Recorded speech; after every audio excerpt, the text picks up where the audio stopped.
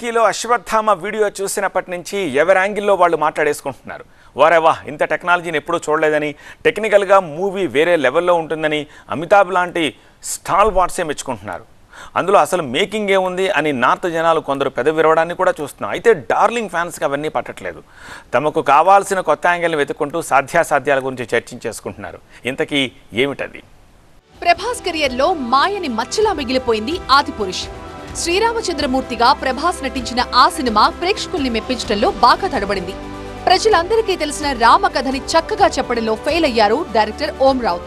కల్కిలో Amitabh character reveal చేసిన ఈ టైంలో మరొకసారి ఆదిపురుష్ ని గుర్తు చేసుకుంటున్నారు ఫ్యాన్స్.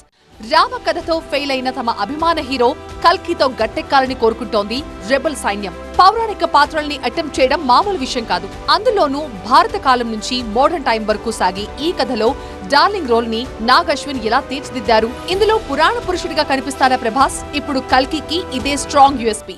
యంగ్ రెబల్ స్టార్ ని పౌరాణిక పాత్రలో చూపించి మెప్పించాల్సిన బరువు బాధ్యతలన్నీ ఇప్పుడు నాగ్ అశ్విన్ పైనే ఉన్నాయి.